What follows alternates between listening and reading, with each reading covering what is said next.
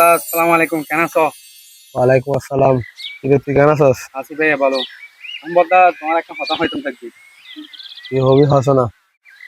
কথা হইতাম থাকছে, তোমায় একটা না একটা পড়িব। এন্ডে কি দেন্ডে হস না? এটা বদ্দা এটা নয়েস কিছু বুঝা যাচ্ছে না, কথা না অ্যাকসেপ্ট করে আর কিছু দিবাই কথা হইতাম থাকছে। যাবি যে হরে আইও না, ইন্দে আইও না। তাই